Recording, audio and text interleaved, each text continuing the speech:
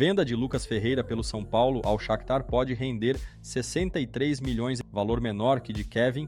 Ex-Palmeiras Clube do Morumbi deve negociar mais um de seus jogadores revelados em Cotia. O tricolor paulista estaria perto de vender Lucas Ferreira ao Shakhtar Donetsk da Ucrânia. Porém, os valores surpreenderam de maneira negativa. Pula o muro e vai pro CT do São Paulo, que vive um drama, né? Porque tá perdendo muito pênalti e quem conta pra gente é o Matheus Ribeiro. Driblou, caiu, é pênalti! É pênalti pro São Paulo.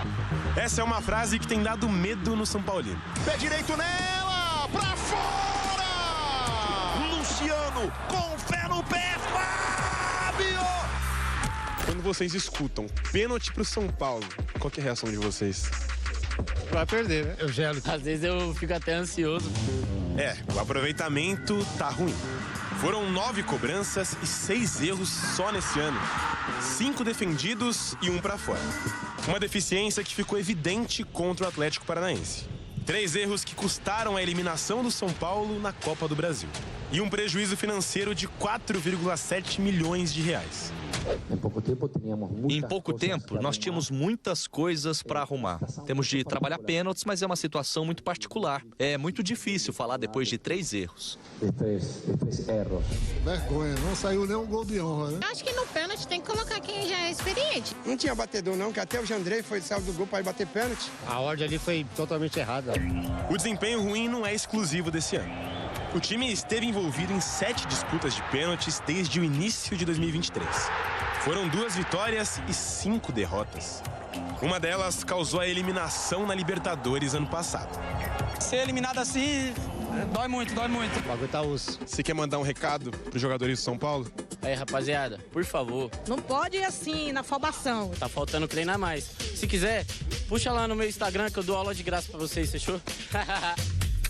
A gente vai fechar o Sport Center com o nosso touch de sexta. O São Paulo também é pai de Dia alguém. dos pais. Pai e filho. São Paulo. Pai e filho, é verdade. E o Vitória, hein? Eu acho que ele é pai, hein? Sei não, hein? Tá. Vitória Leite, então, atualizando o São Paulo pra gente. Vitória. Até onde eu tenho conhecimento, Vitória é a repórter esportiva desse canal que estamos acompanhando. Um beijo para vocês, meus amigos. São Paulo e Vitória se enfrentam neste sábado às 6h30 da noite. Hernan Crespo, depois de ter sido eliminado junto com o time, é claro, né? Nessa última semana da Copa do Brasil, tem que lidar com o desfalque de Arboleda. Acabou se machucando o zagueiro, pode ser aí um tempo de 2 a 4 semanas de recuperação. Um desfalque importantíssimo. Sabino deve entrar no lugar. A gente lembra que Alan Franco e Ferreirinha, que não entraram na última partida do Campeonato Brasileiro porque estavam suspensos, voltam para esse jogo. Uma atualização de bastidores do São Paulo: Jandrei está sendo negociado para empréstimo ao Juventude, ainda acertando a parte burocrática para então o jogador seguir viagem, se de fato conseguirem, para fazer exames médicos com o clube. Ele treinou nesta sexta-feira por aqui no CT da Barra Funda. Grande notícia é o retorno de Lucas Moura, ele que estava lesionado desde março desse ano, né? Lesionou o joelho, ficou fora por bastante tempo, fez 2 partidas, minutagens em partidas em maio. 2 apenas foram as últimas, por isso ele vai ganhar alguns minutos, deve ganhar alguns minutos, aliás, já está liberado pelo DM para esse jogo contra o Vitória, para que então o São Paulo o tenha no jogo contra o Atlético Nacional na semana que vem, em jogo que começa uma sequência decisiva na Libertadores. Uns dias importantes para o São Paulo pela frente. Hernan Crespo, que está a 8 jogos à frente do São Paulo, no comando do São Paulo, e tem 4 vitórias seguidas no Campeonato Brasileiro. Amigos, um beijo para vocês. Valeu. Mas vamos lá, Jandrei Então, o que está acontecendo no São Paulo é um negócio meio espantoso, por mais que a gente dê risada aqui. O São Paulo está vendendo todo mundo. E tem campeonato ainda pela frente, hein? Não é espantoso, né? Se você reparar o que está sendo o governo Casares, é a dilapidação de patrimônio, que é comum em alguns governantes, né? Como você vender o seu patrimônio a preço de banana. Se vocês encontram paralelos em outros setores da sociedade, eu encontro. E aí a gente não sabe, o Casares deve prestação de contas não ao Conselho do São Paulo, ao torcedor do São Paulo, desse plano de liquidação de jogadores a preço de banana, né, os jogadores da base, em nome de um plano de saneamento financeiro que a gente não tem nenhum esclarecimento, e com aquele asterisco de possível incremento desse plano de lapidação da base com um investidor estrangeiro, talvez o tal do grego Marinax, que faz negócio com o Textor lá no Botafogo. Então, o Casares deve explicações, né? Continua devendo explicações. A questão do campo e a eliminação também tem um pouco de relação com a dilapidação do patrimônio, porque você perde a chance de avançar na Copa do Brasil e perde a chance de lucrar com a Copa do Brasil. Tem a janela que fecha aí em setembro, então se o São Paulo tivesse classificado, talvez fosse um cenário. A eliminação provoca a pressa na venda.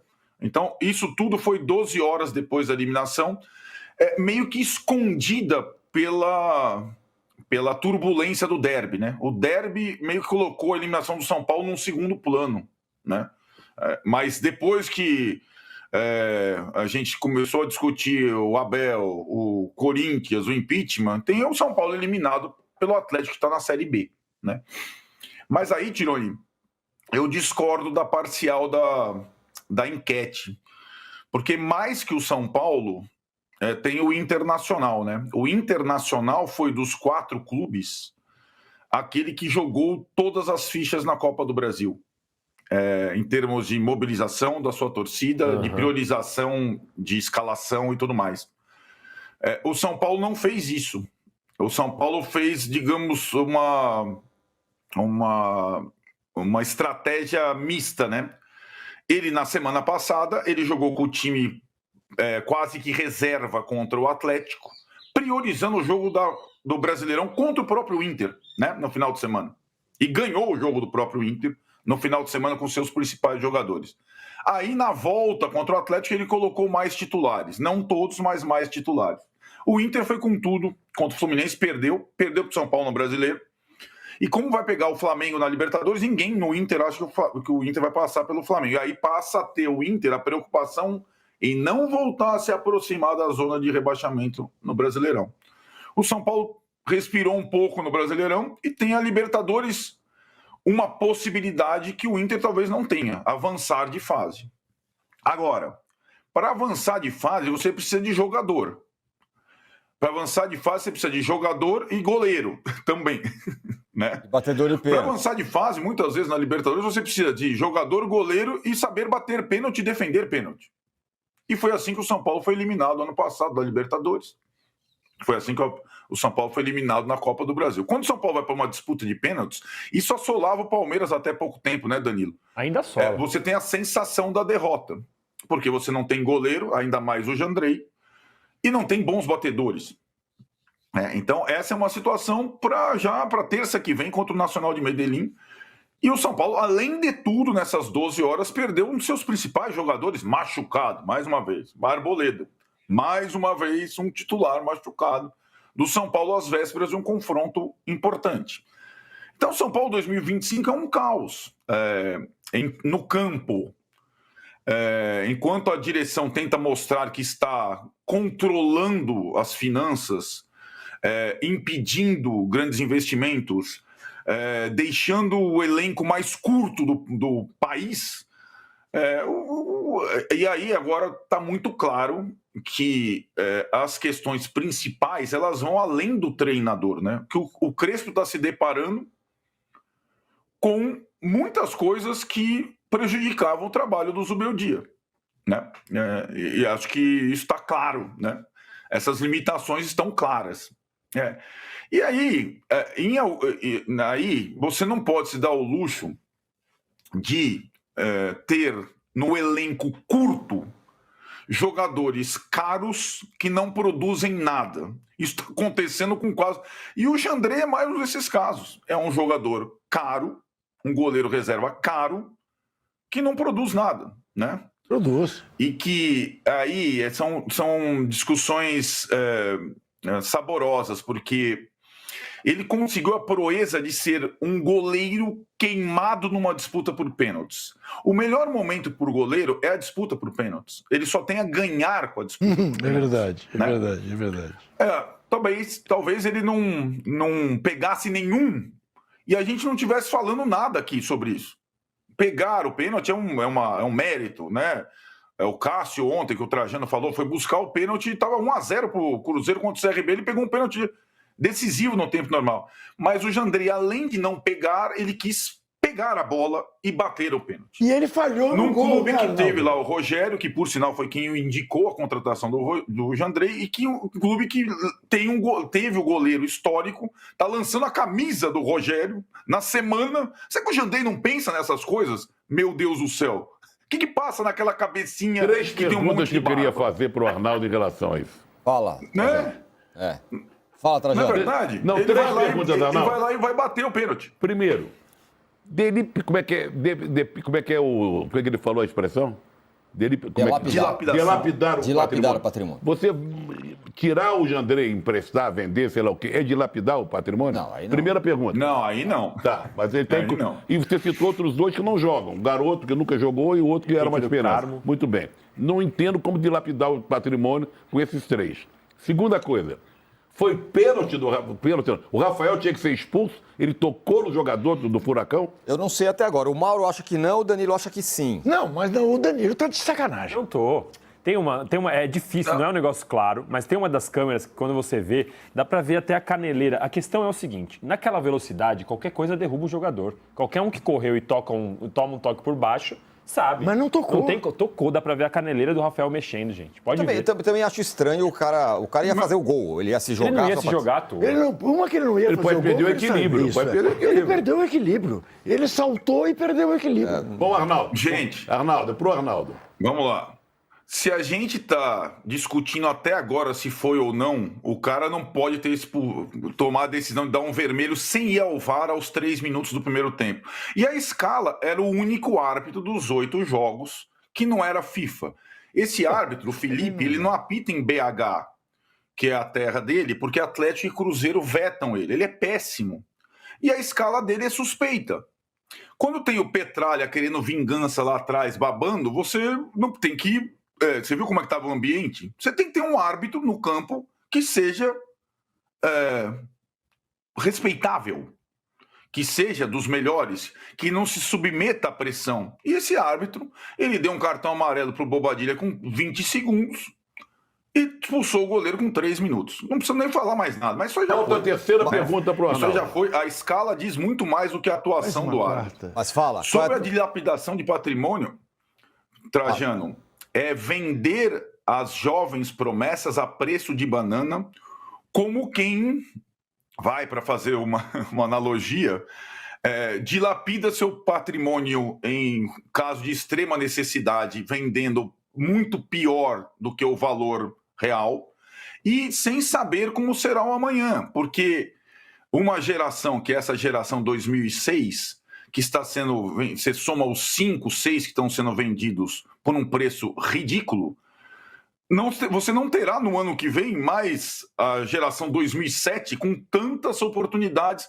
Então você só está pensando em fechar o ano no azul, como está dizendo o Casares, mas a que preço, né? Eu estou quase empurrando para vocês a questão de governantes nossos que fazem... E a privatização é assim. Patrimônio. A privatização desse jeito. Eu tenho uma pergunta, Arnaldo, que eu não tenho visto ninguém falar. Você não acha que o Jandrei, além do mais, falhou no primeiro gol? Acho que ele desviou em duas vezes, né? Não? Juca, essa é a questão. Só uma questão. Eu acho que ele não falhou, a bola desvia em cima dele. Eu não embora ele tenha imitado o Muralha, saudoso goleiro do Flamengo que o Mauro gostava, também de barba, e pular sempre no mesmo barba. canto. Isso. Ele não tem exatamente culpa nos pênaltis não defendidos, mas quando o sujeito, por isso que eu insisto, quando o sujeito decide pegar a bola e cobrar um pênalti numa decisão de forma patética, como ele fez, ele traz toda a responsabilidade. Até a terceira pergunta que eu não fiz. E por conta disso, ele não vai jogar mais pelo São Paulo. Fala a terceira pergunta é em relação ao pênalti, realmente. Será que no São Paulo não tem nenhum cobrador de pênalti? Pega um cara que chegou agora, o estrangeiro. O outro é o goleiro que engoliu 3 perus, sei lá o quê. E outro, o zagueiro. O Sabino que sai correndo e dá um pulinho como se fosse um ganso, sei lá. Você acha que ele vai enfiar a raquete? Será que não tem ninguém? Então a escalação foi muito estranha na hora da cobrança de pênalti. Trio que foi. Será que não tem um atacante lá, um meio de campo que habilitou? Ninguém sabe chutar a bola pro gol, pô? A gente vai para o intervalo, mas antes eu queria só ouvir o Mauro pelo seguinte, ainda sobre essa questão de patrimônio dilapidado e tal. O Flamengo lá em 2013, né, quando começou a sua reestruturação... Chico, de verdade, o São Paulo vinha em ascensão e, de repente, eliminado pelo Atlético Paranaense, que está na Série B, que poupou na primeira partida, na qual o São Paulo poderia ter feito um placar bem mais elástico e agora tem que conviver também com essa eliminação, com a falta do dinheiro da Copa do Brasil. É o risco do mata-mata. O Crespo, ele meio que se protegeu disso, quando lá na sua chegada ele meio que avisou o torcedor. A gente não vai conseguir disputar todas as competições. Agora, dava para ter passado do Atlético, né? Então, essa é a frustração. Você daqui a pouco cai para um favorito ali, ok, a gente ia entender que o São Paulo não tinha pernas para tanto, tem muito jogador machucado. Mas o problema foi a maneira como essa eliminação aconteceu. E aí, joga, de certa forma, uma pressãozinha, não para a Libertadores, que eu acho que o São Paulo não é um candidato, pode ser que avance, mas para melhorar a sua vida no Brasileiro, continuar a boa fase e tudo mais. E a resposta tem que vir nesse jogo já, né? Edu Dracena, elogiamos tanto o São Paulo e agora no Campeonato Brasileiro a situação está muito melhor. Inclusive, se o São Paulo continuar com esse desempenho, vai conseguir vaga para a Libertadores de uma maneira até tranquila. Até tranquila e você vê o que o Crespo fez com a equipe do São Paulo, né? Alguns jogadores cresceram com ele comandando. Agora, eu não entendi ele ter deixado o Marcos Antônio no banco de reserva nesse último jogo contra o Atlético Paranaense. Preservou. Gramado sintético, né? Mas o menino, 25 anos, tinha vantagem, tá voando, que faz a diferença no meio de campo. Então, eu acho que isso, com certeza, deve ter pesado assim, podia ter colocado ele. Mas eu vejo que o São Paulo está vivendo um bom momento, né, no Campeonato Brasileiro e essa eliminação, eu espero que não possa trazer tanto prejuízo assim para a sequência do ano. Ronaldão. Você secou, eu imagino, o São Paulo, mas não imaginava que isso acontecesse. E tem a perspectiva agora positiva da volta do Lucas Moura. Sim, não, é a grande esperança do torcedor também, porque o São Paulo, a gente falou que contra o Flamengo não conseguiu medir força. Mas depois, na sua casa, começou a colocar aquele espaço, medindo o espaço com o adversário, fazendo a diferença. Contra o Corinthians, quando tinha um jogador do Corinthians, tinha 3 do São Paulo, aí que a alerta ligada e tal. Aí veio, sabe o quê? A soberba. É isso que arrebenta o São Paulo. Aí veio a soberba, não, atleta, Série B, não. Em casa era pra ter feito o quê, Chico? O serviço em casa. Mas a gente viu isso aqui no programa. Tomou gol por quê? A soberba tava aqui no programa. Os tricas aqui estavam achando. O doutor, o Sgarbi, o Cicinho lá dos Estados Unidos. Então aqui nós não vamos enganar o torcedor, não. Foi a soberba mesmo, porque era pra ter passado o São Paulo já aqui.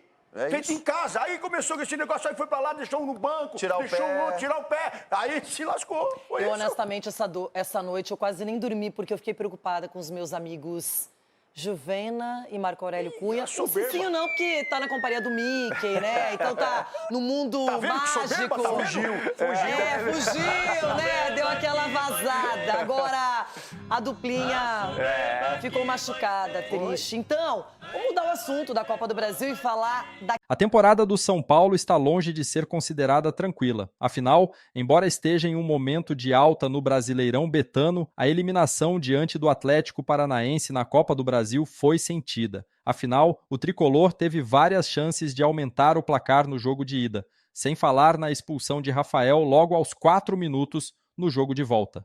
Não à toa, o sentimento após a derrota foi de frustração. Para piorar, na noite desta quinta-feira, 7, surgiu a informação de que o tricolor paulista estaria perto de vender Lucas Ferreira ao Shakhtar Donetsk da Ucrânia. Porém, os valores surpreenderam de maneira negativa. Com 23 jogos no elenco profissional do SPFC e gol marcado na Libertadores, o jogador recebeu uma proposta de 8 milhões de euros, cerca de 50,5 milhões dos ucranianos, e pode estar de saída, embora ainda não seja a quantia desejada. Vale lembrar que o tricolor já havia negociado Matheus Alves com o CSKA Moscou, Rus, por uma quantia considerada baixa pela torcida. Agora, como atuou mais no profissional, o valor exposto no negócio de Lucas Ferreira chamou atenção. É interessante frisar que a diretoria do SPFC espera que a quantia chegue no mínimo em 10 milhões de euros, cerca de 63 milhões. A tendência, todavia, é que o negócio saia de qualquer maneira. Só a título de comparação, o mesmo Shakhtar comprou Kevin junto ao Palmeiras por 15 milhões de euros, 12 fixos plus 3 metas. Como o SPFC está pior financeiramente, Lucas Ferreira deve custar 2/3 do valor. É legal frisar que Kevin fez apenas 11 jogos como profissional no Palmeiras, enquanto Lucas Ferreira fez 23 pelo São Paulo. Isto é, a estabilidade do Verdão conta demais na hora de negociar joias. Após Jandrei, São Paulo negocia empréstimo de Henrique Carmo ao PSV com opção de compra de até 8 milhões de euros. Cria de Cotia, atacante de 18 anos, tem apenas 3 jogos pelo profissional e está perto de ser emprestado ao clube holandês. Negócio deve ser fechado na próxima semana. As negociações entre São Paulo e PSV estão em estágio avançado pela transferência de Henrique Carmo, atacante de 18 anos revelado em Cotia. O clube holandês pretende contratá-lo por empréstimo de 12 meses, pagando 1 milhão de euros e com opção de compra fixada em 8 milhões de euros após sinal verde do tricolor para esse valor. O São Paulo detém 90% dos direitos econômicos do atleta e manterá 20% mesmo em caso de venda, já de olho em possíveis negociações futuras. A expectativa é que o negócio seja fechado até a próxima semana. O PSV já havia tentado contratar Henrique no fim de 2024, enquanto o clube paulista ainda negociava sua renovação contratual. Henrique Carmo tem contrato até o fim de 2028 com o São Paulo, mas fez apenas 3 jogos no time profissional nesta temporada, além de outras 8 partidas pelo Sub-20. Apesar do potencial, ainda não teve sequência sob comando de Luiz Zubeldia, o que favorece a negociação.